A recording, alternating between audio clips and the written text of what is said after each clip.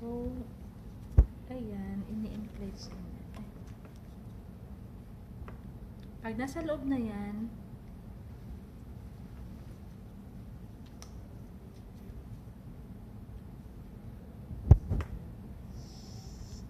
ayan, para mag-lock siya sa loob. So, para hindi siya agad-agad matanggal. Okay? Now, pero syempre, pag papasok pa lang yan, hindi pa yan siya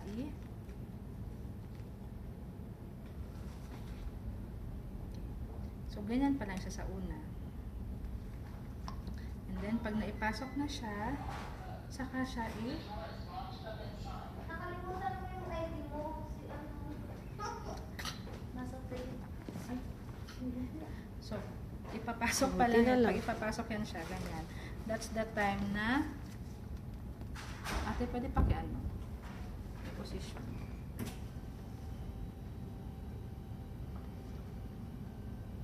Okay na.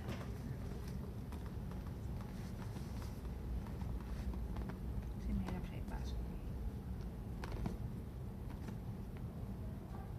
Sige pa. Patay na yung patient. Sige, ate, tulak. Kawawa naman siya. Tulak mo yan. Sige pa. Sige pa po. Okay na yan. So, ganyan siya ha. Tapos, maglalagay ng air. Ayan.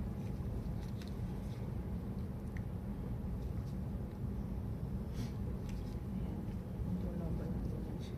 Okay? Hindi na yan matatanggal. So, ito yung outer cannula. Ito yung inner cannula. Okay? Inner.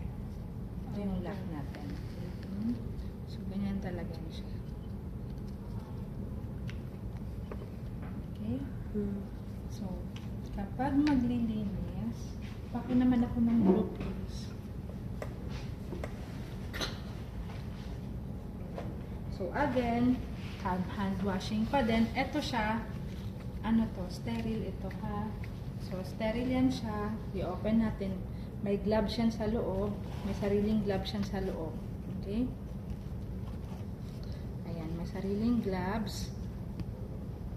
Ito, may sariling gloves yan siya. Gloves. This is the suction Surgical tip. gloves. Yeah, surgical gloves. This is the suction tip. Ito yung panglinis natin. Okay? Ito yung tie. Okay? Ito, Bip. ano din to siya? Ilalagay din yan dyan. Parang yung bip. Okay?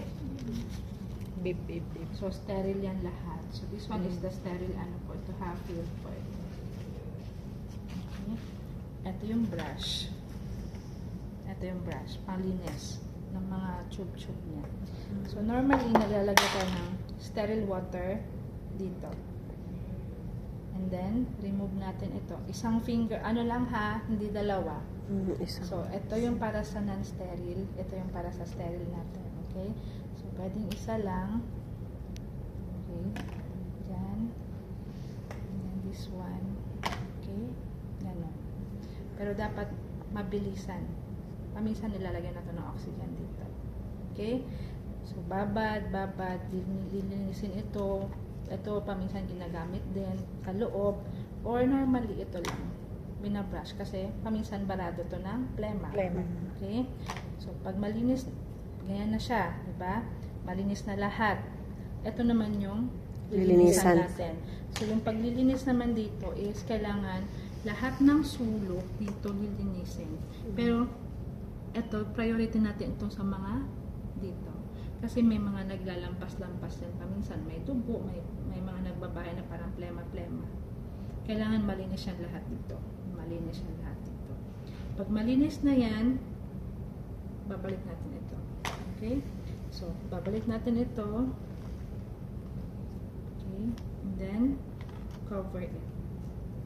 Mga ilang minuto po ma'am kailangan na Mabilis. limit na matapos? Mabilis. Mabilis. Okay?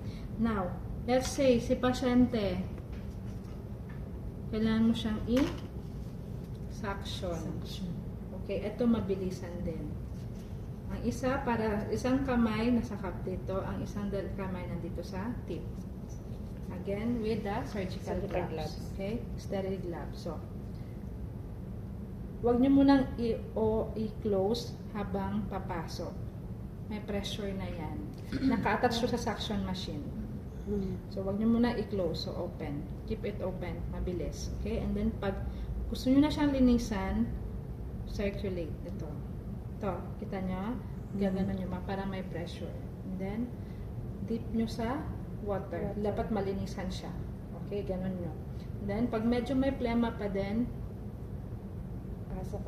pasok nyo ulit. Okay? Pasok ulit. And then, hugot.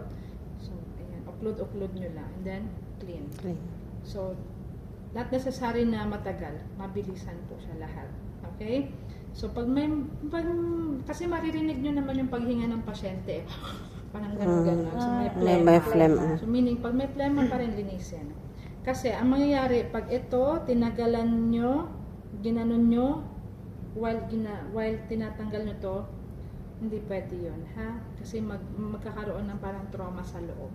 Okay? So, dahan-dahan lang, gano'n. Seconds lang. Hindi minutes, seconds lang. Tapos linis. Tapos pag medyo malinis na, wala na kayo naririnig, roll nyo na to lahat-lahat. Tapon. Okay? Or dyan lang muna siya. And then, okay, takpan. And then, lagay yung tali. New tali. Ha? May kasama always na tali ito. So, new na tali, tatali nyo yan. Huwag masyadong masikip. This is just to secure lang yung ating outer cannula. Okay? So, after that, aftercare nyo na lahat. Paano itali yan, ma'am, sa ano? Yun, yung kanina. Pwede siyang ano lang. Ang ginagawa namin is, pwede siyang dito para hindi kayo mahirapan. Pasok nyo dyan. Or pwede namang ang ano kasi nito lapad. Meron tayong isa.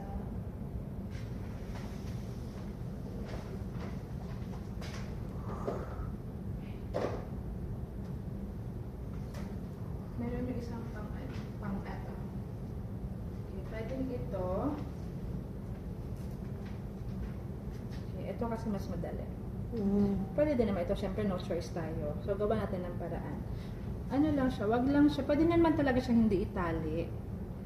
Or pwedeng ganyan lang siya. Para mas mabilis. So, pag ano nyo, secure nyo talaga ha. Ayan. And then, sa may leeg ng pasyente.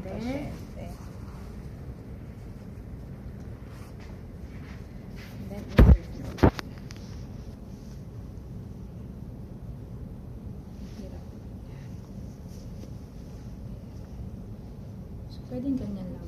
Pwede nyo lang parang ribbon lang dito. Basta ma-secure lang na. Hindi siya. Pang-secure lang naman ito. So, make sure din na yung tali ninyo is always clean. So, pag naglinis kayo, Palitan. So, ito naman siya is Tape lang. tape lang siya. Okay? Tape lang siya. Ito na ba hiwa-hiwa?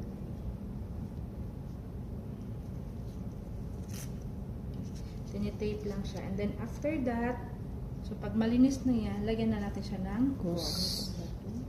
Lagyan na siya ng gauze sa ilalim. Okay?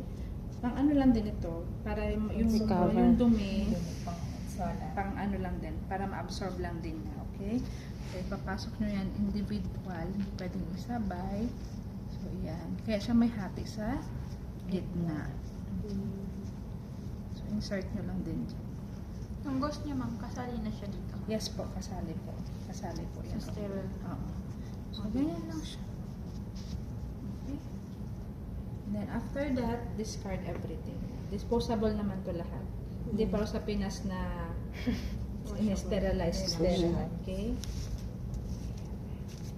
Bakit may pad dito?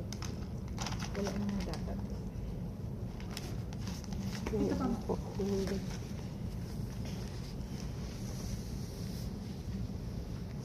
Sa umpisa lang naman mahirap.